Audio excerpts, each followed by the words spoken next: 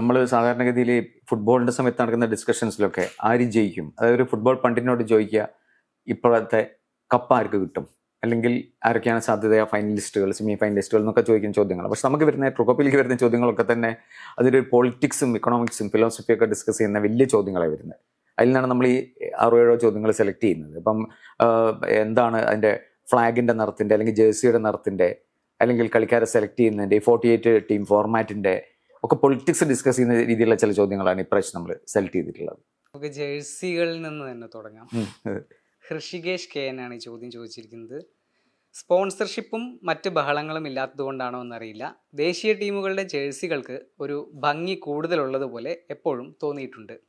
ദിലീപിന് ഇഷ്ടപ്പെട്ട world cup jersey ഏതാണ്? ജേഴ്സികളുമായി ബന്ധപ്പെട്ട് എന്തെങ്കിലും അനുഭവങ്ങൾ ഉണ്ടെങ്കിൽ പങ്കുവെക്കാമോ? എനിക്ക് പണി കിട്ടാൻ വേണ്ടി തന്നെ ചോദിച്ച ക്വസ്റ്റ്യൻ. എനിക്ക് ഇഷ്ടപ്പെട്ടില്ല, ഈ ലോകകപ്പിൽ ഏറ്റവും ഇഷ്ടപ്പെട്ടിട്ടുള്ള ഒരു 5-6 ജേഴ്സീസ് ഞാൻ തുടങ്ങാം. ഓരോ കോണ്ടിനെന്റ് ആയിട്ട് തുടങ്ങാം. യൂറോപ്പിൽ നിന്ന് ജർമ്മനിയുടെ ഒരു പഴയ ക്ലാസിക് 1990s ജേഴ്സിയാണ്. പിന്നെ അവർക്കൊരു വളരെ ഇമോഷണൽ ആയിട്ടുള്ളൊരു ജേഴ്സിയും കൂടിയാണ് ഇത്. എന്താ വെച്ചാൽ 70 കൊല്ലത്തിന് ശേഷം അഡിഡാസിന്റെ അവസാനത്തെ ജർമ്മനി ജേഴ്സി. ഇനി അടുത്ത കോൺട്രാക്ട് നൈക്കിയുടെ ആയിരിക്കും. അപ്പൊ അത് പല ജർമ്മൻ ഫാൻസിന്റെ ഭാഗത്തുനിന്നും അവർക്ക് ആ ജേഴ്സിയോട് അത് കാരണം ഒരു അറ്റാച്ച്മെന്റ് ഉണ്ട്. പിന്നെ നോർവേയുടെ വളരെ ബ്രൈറ്റ് ഒരു വലിയ ക്രോസും ഇതുമായിട്ടുള്ള ഒരു വൈക്കിംഗ് സ്റ്റൈൽ ജേഴ്സി, അത് എനിക്കിഷ്ടമാണ്. റെഡും ആണ് കളറ്. പക്ഷെ ഡിസൈൻ ഭാഗത്തുനിന്ന് നോക്കുമ്പോൾ 3 സൗത്ത് അമേരിക്കൻ ജേഴ്സീസ്, അർജന്റീനയുടെ എവേ ജേഴ്സി, നീല ബ്ലാക്ക് ഒക്കെ മിക്സ് ചെയ്ത് അതിലൊരു നല്ലൊരു എന്താ പറയുക, ഒരു മോഡേൺ ആയിട്ടൊരു ഡിസൈൻ പോലെയൊക്കെ ആയിട്ട് അത് വളരെ ഐ കാച്ചിങ് ഒരു ഇതാണ്. ബ്രസീലിന്റെ എവേ കിറ്റ് മറ്റേ മഞ്ഞല്ല, അതിലും ബ്ലൂവും ബ്ലാക്കും ഒക്കെ മിക്സ് ചെയ്തിട്ട് അതിലൊരു നല്ല ഡിസൈൻ ഉണ്ട്. പക്ഷെ അത് രണ്ടിന്റെ മേധ ഞാൻ കാണുന്നത് ഉറുഗ്വേയുടെ എവേ കിറ്റ്, അത് Black Panther kit, Marvel comics എന്നുള്ള ബ്ലാക്ക് പാന്തർ കിറ്റിന്റെ സ്റ്റൈൽ എന്നാ പറയുന്നത്. അത് കണ്ടാലും നമുക്ക് തോന്നും അങ്ങനത്തെ ഒരു ഡിസൈൻ ഒക്കെ ആയിട്ട്. അത് ശരിക്കും ഒരു ഡിസൈൻ ഇതൊന്ന് നോക്കുമ്പോൾ എന്നെ ഏറ്റവും ആകർഷിച്ചിട്ടുള്ള കിറ്റ് അതാണ്. പക്ഷെ ആകെപ്പാടുള്ള ലുക്ക് നോക്കുമ്പോൾ എനിക്ക് എപ്പോഴും ആഫ്രിക്കൻ കിറ്റ്സ് ആണ് ഏറ്റവും താല്പര്യം തോന്നാറില്ല. ഇപ്രാവശ്യത്തെ സെനിഗോൾ ഇതില് അവരുടെ പച്ച കൂടാതെ എവേ കിറ്റില് ഒരു എന്താ ഈ ട്രൈബൽ മോട്ടിഫ് പലതും ഉണ്ട്. അത് മറ്റേ ഐവറി കോസ്റ്റിനുണ്ട്. അപ്പൊ അതെപ്പോഴും കാണാനൊരു നല്ലതാണ്. കേപ്പ് വേർഡ് ആദ്യം ജേഴ്സി പ്ലാൻ ചെയ്യുന്ന സമയത്ത് ഒരു സ്രാവ് അതിൽ വെച്ചാലോ എന്നൊക്കെ ഉണ്ടായിരുന്നു. അപ്പൊ അതെനിക്ക് വാങ്ങണമെന്ന് വലിയ താല്പര്യമുള്ള ഒരു ഇതായിരുന്നു. പക്ഷെ അവസാനത്തെ മിനിറ്റിൽ അത് ഡിസൈൻ മാറ്റി ഒരു പ്ലെയിൻ വൈറ്റ് ഇതാക്കി. ഈ പിന്നെ ജേഴ്സിനെ പറ്റി നമുക്ക് ആൾക്കാർ ചോദിക്കുന്ന പോലെ തന്നെ നമുക്കും ഒരു ക്യൂരിയോസിറ്റി ഉള്ള സാധനമാണ് ഈ കളർ സെലക്ട് ചെയ്യുന്നതിൽ. അതായത് നാഷൻസിന്, കൺട്രീസിന്, അല്ലെങ്കിൽ അതിന്റെ ഒരു ഫുട്ബോൾ അസോസിയേഷനൊക്കെ എന്തെങ്കിലും റോൾ ഉണ്ട് അതിനകത്ത്? തീർച്ചയായിട്ടും. ഇപ്പൊ അത് ഓരോ രാജ്യത്തിന്, ഇപ്പൊ ജർമ്മനിയുടെ ജേഴ്സിയിൽ ആ ഫ്ലാഗിന്റെ 3 കളർ വെള്ളയും വരുന്നുണ്ട്. അർജന്റീനയുടെ കാര്യത്തിൽ വെള്ളയും നീലയും 2 കളറും വരുന്നുണ്ട്. ബ്രസീലിന്റെ പച്ചയും മഞ്ഞയും 2. അപ്പൊ മിക്ക രാജ്യത്തിന്റെ അതെ, പോർച്ചുഗലിന്റെ അതെ ചുവപ്പും പച്ചയും 2 ഉണ്ട്. അങ്ങനെ കോമ്പറ്റീഷൻ വരുന്ന സമയത്ത് എന്താ സംഭവിക്കുക? കോമ്പറ്റീഷൻ അല്ല, ഈ രണ്ട് ഒരേ തരത്തിലുള്ള ജേഴ്സികൾ വരുന്ന സമയത്ത് എങ്ങനെയായിരിക്കും? അതെ, ഫിഫ ലോട്ട്സ് ഇട്ടിട്ട് അതൊന്നും ഏതായിരിക്കും ഹോം ടീം ഏതാ അവേ ടീം എന്ന് തീരുമാനിക്കും ഓരോ കളിക്കും. അപ്പൊ ആ ഹോം ടീമിന് ചോയ്സ് ഉണ്ട്. സാധാരണ അവരുടെ ഫസ്റ്റ് ജേഴ്സിയാണ്. ഇപ്പൊ അർജന്റീനയുടെ ഫസ്റ്റ് ജേഴ്സി വൈറ്റും നീല സ്കൈ ബ്ലൂ ആണല്ലോ, ആൽബി സെലസ്റ്റെ എന്ന് പറയുന്ന ആ ജേഴ്സി. അപ്പൊ അവര് ഹോം ടീം ആണെങ്കിൽ അവർ അതേ ഇടുള്ളൂ. ഈ ഇതിനകത്ത് ഏതെങ്കിലും തരത്തില് പിന്നെ പലതരത്തിലുള്ള ഇപ്പം പഴയ സോവിയറ്റ് യൂണിയൻ ഒക്കെ ഉണ്ടായിരുന്ന സമയത്തുണ്ടല്ലോ, നമുക്ക് ജേഴ്സിയെ കുറിച്ച് എന്തെങ്കിലും വാശികൾ ഇത്തരം രാഷ്ട്രങ്ങൾ എന്തെങ്കിലും കാണിച്ചിട്ടുണ്ടോ? ഏറ്റവും വാശികൾ എന്ന് പറഞ്ഞാൽ അങ്ങനെ ഒരു രാഷ്ട്രീയപരമായിട്ടൊരിതില്ല. പക്ഷെ എനിക്ക് ഒരു കുട്ടിയായിരുന്നപ്പോ എനിക്ക് ഏറ്റവും ആഗ്രഹിച്ചിരുന്ന ജേഴ്സി CCCP ഇതായിരുന്നു. എന്താ വെച്ചാൽ അത് ഭയങ്കര ഒരു പവർഫുൾ ലുക്കായിരുന്നു. ഒന്നാമത് ഞാൻ സപ്പോർട്ട് ചെയ്യണ ക്ലബ്സും അധികം റെഡ് വെയർ ചെയ്യണ ടീംസാണ്. അപ്പൊ അതിന് ആ സോവിയറ്റ് ജേഴ്സിയോട് ഒരു ഭയങ്കര ഒരു അട്രാക്ഷൻ ആയിരുന്നു. ഹൃഷികേഷിന്റെ തന്നെ രണ്ടാമത്തെ ചോദ്യത്തിലേക്ക് പോവാം. 48 ടീം ടൂർണമെന്റ് ആയതുകൊണ്ട് കുറെ വൺ സൈഡഡ് മാച്ചസ് ക്ലബ്ബ് സീസണിൽ ചിലപ്പോഴെങ്കിലും കണ്ടതുപോലെ നെഗറ്റീവ് ഫുട്ബോളിൻ്റെ ആധിക്യം എന്നൊക്കെയുള്ള മുൻധാരണയും ആശങ്കയും വെച്ചാണ് വ്യക്തിപരമായി ഞാൻ ഈ ലോകകപ്പ് കാണാൻ തുടങ്ങിയത്. പക്ഷേ ടാക്റ്റിക്കലി ആൻഡ് ഫിസിക്കലി ഓരോ കളി കഴിയുമ്പോഴും ആവേശം കൂടി വരികയും ഒരുപാട് നല്ല കളികൾ കാണാൻ സാധിക്കുകയും ചെയ്യുന്നുണ്ട്. ടാക്റ്റിക്കലി ഈ ലോകകപ്പ് എന്തിൻ്റെ പേരിലായിരിക്കും ചരിത്രത്തിൽ രേഖപ്പെടുത്താൻ പോകുന്നത് എന്നാണ് തോന്നുന്നത്? ഇതേപോലെയാണ് ഞാനും എൻ്റെ പ്രതീക്ഷയും. എനിക്ക് അധികം പ്രതീക്ഷ ഉണ്ടായിരുന്നില്ല ശരിക്കും. ഒന്നാമത് 48 ടീം, പിന്നെ ഇപ്പോൾ ഒരു വലിയൊരു നീണ്ട സീസൺ കഴിഞ്ഞിട്ട് കളിക്കാർ വന്നു. കഴിഞ്ഞ കൊല്ലം ആ ക്ലബ് ലോകകപ്പും കൂടി ഉണ്ടായിരുന്നു. അപ്പോൾ ആ പ്ലെയർ വർക്ക് ലോഡ് ഒക്കെ ആലോചിച്ചിട്ട് ഞാൻ വിചാരിച്ചൊരു ബോറ് കോമ്പറ്റീഷൻ ആയിരിക്കും തന്നെ. പക്ഷെ ശരിക്കും എനിക്ക് വളരെ സന്തോഷമായിട്ടുണ്ട് ഈ കളികൾ കണ്ടിട്ട്. ആകെ ഇപ്പോൾ ഇന്ന് രാവിലത്തെ ഒരു പാരഗ്വേ ഓസ്ട്രേലിയ മാച്ച് മാത്രം വളരെ ഒരു ഡള്ളായി തോന്നി. പക്ഷെ അധിക കളിയിലും എന്തെങ്കിലും നമ്മളെ ആകർഷിക്കാനുണ്ടാവും. ഇപ്പൊ ഒന്നുമില്ലെങ്കിൽ ഇപ്പൊ ഒരു സ്പെയിൻ കേപ്പ് വെർഡെ മാച്ചിൽ ഒരു അണ്ടർഡോഗ് ടീം, ഒരു ഏറ്റവും വലിയൊരു ടീമിനെ പിടിച്ചു നിർത്തുന്നു. അങ്ങനത്തെ ഒരു എന്താ പറയാ, നമുക്ക് എല്ലാവർക്കും അങ്ങനത്തെ ഒരു ഫെയറി ടെയിൽ ഇത് ഇഷ്ടമാണ് കാണാൻ. അപ്പൊ അങ്ങനത്തെ പല കളികളും ഉണ്ടായിട്ടുണ്ട്. പിന്നെ മികച്ച താരങ്ങളെല്ലാവരും പെർഫോം ചെയ്യുന്നു. ഇപ്പൊ നെയ്മറിന് മാത്രമേ ഇപ്പൊ ഒരു എന്താ പറയാ 15 മിനിറ്റ് മാത്രം കിട്ടിയിട്ടുള്ളൂ. ബാക്കി എല്ലാവരും ശരിക്കും തിളങ്ങി കഴിഞ്ഞു ഒരു പ്രാവശ്യമെങ്കിലും. അപ്പൊ അങ്ങനെ നോക്കുമ്പോൾ ശരിക്കും അടുത്ത കാലത്ത് നടന്നിട്ടുള്ള ലോകകപ്പ് വെച്ച് നോക്കുമ്പോൾ ഒരു ഗ്രൂപ്പ് സ്റ്റേജ് മാത്രം നോക്കുകയാണെങ്കിൽ ഏറ്റവും നല്ലൊരു കോമ്പറ്റീഷൻ ആയിട്ട് തന്നെ ഞാൻ കാണുന്നു. ഇതിൽ പിന്നെ ഒരു ചോദ്യം ചോദിക്കാനുള്ളത്, കാരണം നമ്മളിപ്പോൾ പറയുമല്ലോ ഈ അപ്സെറ്റ് ഒക്കെ ആദ്യം ഉണ്ടായി കഴിഞ്ഞു. ഇപ്പം അർജന്റീനയെ പിന്നെ സൗദി അറേബ്യ തോൽപ്പിക്കുന്നു, അങ്ങനെയുള്ള വലിയ, ഇപ്പം ജർമ്മനീനെ ഈ ഗ്രൂപ്പിൽ ഇക്വഡോർ തോൽപ്പിക്കുന്നു, ഇങ്ങനെയൊക്കെ വരുന്നത്. പക്ഷെ നമ്മൾ പിന്നെ എപ്പോഴും പറയുന്ന സമയത്ത് ആവേശം എന്നുള്ളൊരു പോയിന്റ് എടുക്കുകയാണെങ്കിൽ ഈ ഫുട്ബോളിൽ കളിച്ച് ആവേശത്തിലേക്ക് വരികയാണോ ചെയ്യുക, അല്ല ഒരു ആദ്യമുള്ളൊരു സെറ്റപ്പിൽ ഇങ്ങനെ പോയിട്ട് ജയിക്കുകയാണോ ചെയ്യുക? അല്ല, ചോദ്യം എന്താ വെച്ചാൽ അതിൽ എനിക്ക് ചോദിക്കാനുള്ളത്, ഈ നമ്മളിപ്പോൾ പറയുന്നുണ്ട് കാരണം ഫുട്ബോളിലൊരു അഴിമതി നടത്താൻ പറ്റില്ല എന്ന്. കാരണം കളിക്കുന്ന സമയത്ത് മറ്റു തരത്തിലുള്ള ഒത്തുതീർപ്പുകളും മറ്റതൊക്കെ ഉണ്ടെങ്കിലും ക്രിക്കറ്റ് പോലെ അതിന് സാധ്യതയുള്ളൊരു കളിയല്ല ഫുട്ബോൾ എന്ന് പറയുന്നുണ്ട്. അത് ഒരു വലിയൊരു ടൂർണമെന്റ്. അതെന്താ വെച്ചാൽ പലപ്പോഴും ഈ ഫോർമാറ്റിന് ആകെയുള്ള പ്രശ്നം, ഈ 48 ടീമാകുമ്പോൾ ഈ മൂന്നാം സ്ഥാനത്തുള്ള 8 ടീം മുന്നോട്ട് പോകുമ്പോൾ നമ്മൾ നേരത്തെ സംസാരിച്ച പോലെ ഈ എന്താ പറയുക, ഒത്തുകളിന്ന് ഞാൻ പറയില്ല, പക്ഷെ ടീംസിന് അറിയാൻ ചിലപ്പോൾ അവർക്ക് എന്താ വേണ്ടത് അടുത്ത റൗണ്ട് എത്താൻ. അത് നമ്മൾ അതിൻ്റെ പ്രശ്നങ്ങൾ നമ്മൾ മുമ്പ് പലപ്പോഴും കണ്ടിട്ടുണ്ട്. ഇപ്പോൾ ഫിഫ ഈ അവസാന റൗണ്ട് മാച്ചുകൾ ഒരേ സമയത്ത് കിക്ക് ഓഫ് ചെയ്യണം തീരുമാനം എടുക്കുന്നത് 82 ഓസ്ട്രിയയും വെസ്റ്റ് ജർമ്മനിയും തമ്മിലത്തെ ഒത്തുതീർപ്പ് കാരണമാണ്. അത് വെസ്റ്റ് ജർമ്മനി 1-0 ജയിക്കുന്നു, 2 ടീമും മുന്നോട്ട് പോയി അൾജീരിയ പുറത്തായി. ജർമ്മനിയെ തോൽപ്പിച്ച അൾജീരിയ പുറത്തായി ഗോൾ ഡിഫറൻസ് ഇതും കാരണം. അതിനുശേഷമാണ് റൂൾസ് മാറ്റണം. പക്ഷെ ഈ തേർഡ് പ്ലേസ് ടീം മുന്നോട്ട് പോകുമ്പോൾ 2004 യൂറോസിൽ സ്വീഡനും ഡെൻമാർക്കും അവർ ഇറ്റലിയെ പുറത്താക്കണമെങ്കിൽ കൃത്യമായിട്ട് 2-2 സ്കോർ ലൈൻ വരണം. 89ാമത്തെ മിനിറ്റിലോട്ട് സ്വീഡൻ ഗോൾ അടിക്കുന്നു, 2-2 ആവണം. അത് ഒത്തുകളിയാന്ന് ഞാൻ പറയുന്നില്ല, പക്ഷെ അതൊരു ഭയങ്കര ഒരു കോയിൻസിഡൻസ് ആണ്. അപ്പൊ അതൊരു പ്രശ്നമാണ് ഈ കോമ്പറ്റീഷൻ. ഈ സാധാരണ ലോകകപ്പ് വരുമ്പോഴാണ് നമ്മൾ പുതിയ ചില രാജ്യങ്ങളെ കുറിച്ച് പോലും അറിയുന്നത്. ഇത്തവണ അത് ഉണ്ടായി, ക്യുറസാവോ, ഹെയ്ത്തി, പിന്നെ നമ്മൾ കേട്ടിട്ടില്ല. അപ്പൊ അത് ശരിക്കും ഈ മറ്റ് ടീമുകൾക്കും ഇനിയും വരാത്ത ടീമുകൾക്കും രാജ്യങ്ങൾക്കൊക്കെ കുറെ കൂടി പ്രതീക്ഷ നൽകുകയല്ലേ ചെയ്യുന്നത്? തീർച്ചയായിട്ടും. ഇപ്പൊ ഏഷ്യ എന്നൊക്കെ ഇപ്പൊ ജോർഡനും ഉസ്ബെക്കിസ്ഥാനും ആദ്യമായിട്ടാണ് കളിക്കുന്നത്. ഇറാഖ് 40 കൊല്ലത്തിന് ശേഷം 2ാമത്തെ തവണ. അപ്പൊ അങ്ങനെ നോക്കുകയാണെങ്കിൽ ഇപ്പൊ ഇന്ത്യ ആയാലും ഇന്തോനേഷ്യയിൽ ഭയങ്കര ഫാൻ ഫോളോയിങ് ആണ് ഫുട്ബോളിന്.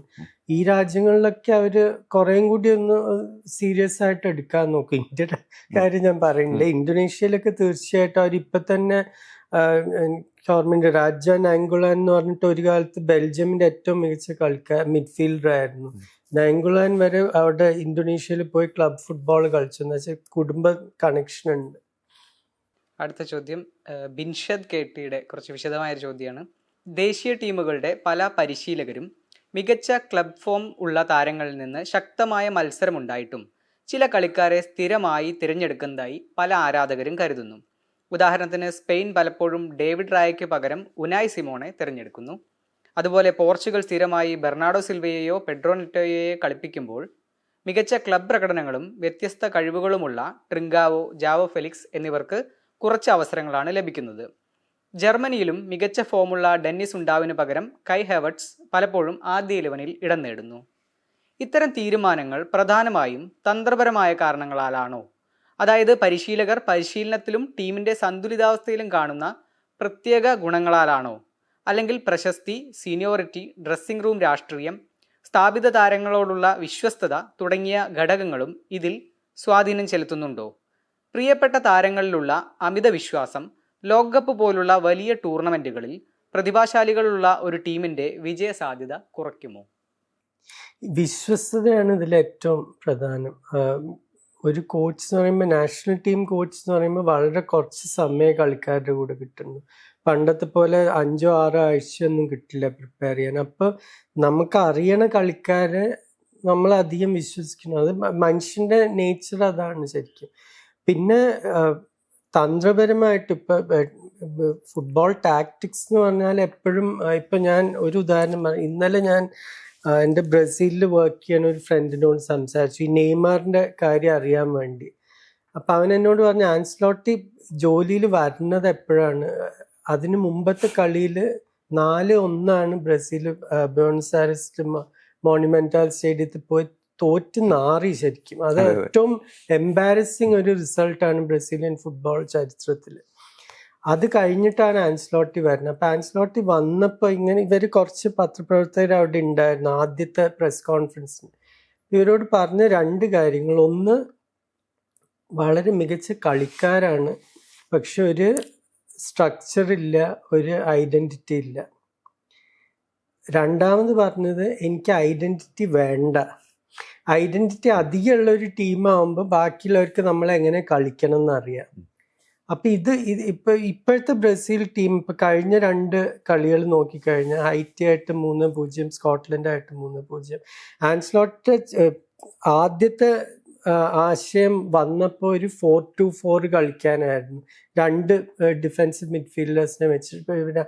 2002 അവർ ജയിച്ചപ്പോൾ 4-2-4 ആയിരുന്നില്ല, പക്ഷെ 5-2-3 2 ക്ലെബേഴ്സിനും ഗിൽബർട്ടോ സിൽവയും മാത്രമേ ഡിഫൻസീവ് മിഡ്ഫീൽഡേഴ്സ് ആയിട്ടുണ്ടായിരുന്നു. ആ ഒരു ടൈപ്പ് ഇതായിരുന്നു പ്ലാൻ. പക്ഷെ ഇപ്പൊ കാസ്മീറും ബ്രൂണോ ഗിമാരഷും മാത്രമാവുമ്പോൾ പാനമയ്ക്കെതിരെ വാമപ്പ് മാച്ചിൽ വരെ അവർ പാനമ ഈസി ആയിട്ട് ഇത് കൂടി പാസ് ചെയ്യായിരുന്നു മിഡ്ഫീൽഡിൽ കൂടി. അപ്പൊ അത് ശരിയാവില്ല എന്ന് പറഞ്ഞിട്ടാണ് ലൂക്കസ് പാക്കറ്റെ 3ാമത്തെ മിഡ്ഫീൽഡറായിട്ട് കൊണ്ടുവരുന്നത്. ഇപ്പോഴത്തെ ടീമിൽ മത്തായസ് കൂന്യ വളരെ വേഴ്സ്റ്റൈൽ ആയിട്ടുള്ളൊരു ഫോർവേഡാണ്. അത് കാരണം കൂന്യം മറ്റേ ടീമിന് ബോൾ ഉള്ളപ്പോൾ മിഡ്ഫീൽഡിലേക്ക് വരും. അപ്പം അവിടെ ഒരു 4 ആളായി. അപ്പം അത് കാരണം ബ്രസീൽ കഴിഞ്ഞ 2 കളിയിൽ വളരെ സോളിഡായിട്ട് കളിക്കാൻ പറ്റി, മറ്റേ ടീമിന് ഗോൾ അടിക്കാനൊന്നും പറ്റിയിട്ടില്ല. അപ്പം എനിക്ക് തോന്നുന്നില്ല അത് കാരണം ഒരു നെയ്മർ ഇപ്പോൾ ഒരു വലിയൊരു പേരാണ്. ഇപ്പം ബ്രസീലിയൻ ഫാൻസിനോട് നിങ്ങൾ ചോദിച്ചു കഴിഞ്ഞാൽ 95% പറയും എന്തായാലും കളിപ്പിക്കണം എന്ന്. പക്ഷെ ടീം ബാലൻസ് വെച്ച് നോക്കിയിട്ട് എനിക്ക് തോന്നുന്നില്ല നെയ്മർ സ്റ്റാർട്ട് ചെയ്യുന്നു, ബെഞ്ചിൽ നിന്ന് കളിക്കുകയായിരിക്കും. അല്ല, ദിലീപ് തന്നെ പറഞ്ഞ വേറൊരു കാര്യമാണ്. എനിക്ക് നമ്മൾ ആദ്യം തുടക്കത്തിൽ ഈ സീരീസ് തുടങ്ങുന്ന പെലത്തോമാജിക്ക് തുടങ്ങുന്ന സമയത്ത് ദിലീപ് പറഞ്ഞ കാര്യമാണ്. കാരണം ഇപ്പം CR7 കളിപ്പിക്കുന്നതും മെസ്സിയെ കളിപ്പിക്കുന്നതൊക്കെ അതൊരു വേറൊരു തരത്തിലുള്ള ഒരു ക്യാപിറ്റൽ പ്ലേസിങ് കൂടിയാണ്, ബ്രാൻഡിങ് കൂടിയാണെന്നല്ല. കാരണം ഇപ്പം റൊണാൾഡോ കളിക്കുന്നത് അടുത്ത വേൾഡ് കപ്പിനുള്ള ഒരു ബ്രാൻഡ് അംബാസഡർ എന്നുള്ള രീതിയിലാണ്. മെസ്സി കളിക്കുന്നത് ഫിഫയ്ക്ക് തന്നെ അത്തരത്തിലുള്ള ഒരു വലിയ സ്റ്റാറിനെ കളിപ്പിക്കണം എന്നുള്ളതുകൊണ്ടാണ് എന്നൊക്കെയുള്ള, അങ്ങനെ ശരിക്കും ഒരു തീരുമാനം ഉണ്ടോ? ഇല്ല അങ്ങനെ ഇപ്പൊ കാർലോ ആൻസലോട്ടി പോലത്തെ ഒരു കോച്ചിനൊന്നും അതൊന്നും പറഞ്ഞ് പ്രഷർ ചെയ്യിപ്പിക്കാൻ പറ്റില്ല. ഇപ്പൊ അതേപോലെ ഇപ്പൊ തോമസ് ടൂക്കലിനോട് നിങ്ങൾ പറയുന്നു ബെല്ലിംഗമിനെ നാളെ കളിക്കാൻ എന്ന് പറയുമ്പോൾ പോടാന്ന് പറയും, അത്രേ ഉള്ളൂ. എനിക്ക് ഇന്ന് മോർഗൻ റോജേഴ്സിനെ കളിപ്പിക്കണം എന്നുണ്ടെങ്കിൽ ഞാൻ ബെല്ലിംഗമിനെ ബെഞ്ച് ചെയ്യും, അത്രേ ഉള്ളൂ. അപ്പൊ വളരെ പവർഫുൾ ആയിട്ടുള്ള കോച്ചസിന്റെ എതിരെ ഇതൊന്നും ചെലവാവില്ല. പക്ഷെ തീർച്ചയായിട്ടും ഫാൻസിന്റെ ഭാഗത്തു നിന്ന് എപ്പോഴും ഒരു പ്രഷർ ഉണ്ട്. ഇപ്പൊ ഒരു റൊണാൾഡോനെ കളിപ്പിക്കാതിരിക്കേണ്ടത് പോട്ടെ, റൊണാൾഡോന് പാസ് കൊടുത്തില്ല എന്ന് പറഞ്ഞിട്ട് എത്ര ചീത്ത കിട്ടി മറ്റേ ബ്രൂണോ ഫെർണാണ്ടസിനും ജാവോ നെവസിനും ആദ്യത്തെ കളി കഴിഞ്ഞിട്ട്. അപ്പൊ അത് ആ ഒരു പ്രഷർ തീർച്ചയായിട്ടും ഉണ്ട്. അടുത്തത് അഖിൽ PL ചോദ്യം. ഈ ലോകകപ്പിലെ ഒരു പുതിയ മാറ്റവുമായി ബന്ധപ്പെട്ട് വേൾഡ് കപ്പിലെ ഹൈഡ്രേഷൻ ബ്രേക്കിന്റെ ആനുകൂല്യങ്ങൾ പല ടീമുകളും തന്ത്രങ്ങൾ ആവിഷ്കരിക്കാനായി നന്നായി ഉപയോഗിക്കുന്നുണ്ട്. ഇത് കളിയുടെ ഫ്ലോയെ എങ്ങനെ ബാധിക്കുന്നു?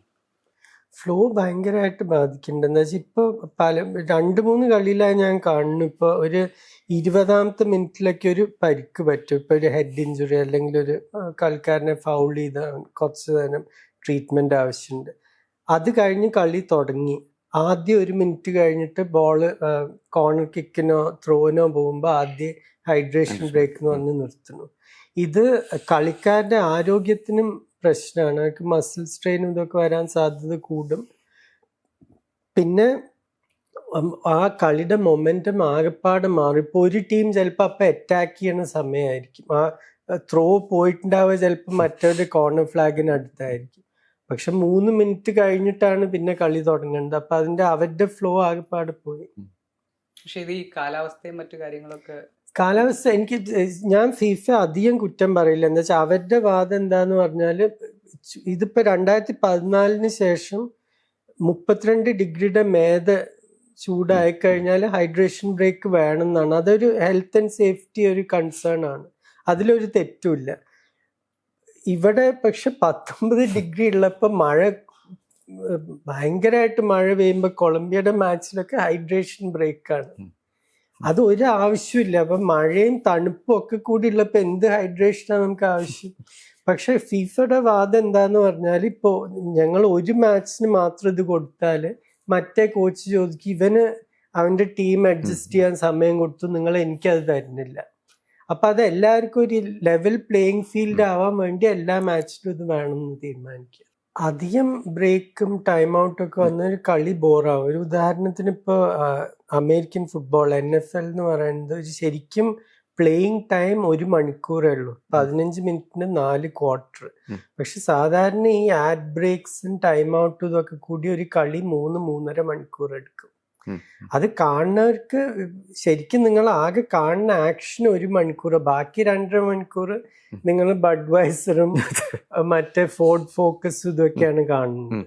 അപ്പൊ അത് ശരിക്കും ഒരു കാണിയായ എനിക്കതൊരു ബോറാണ് ശരിക്കും.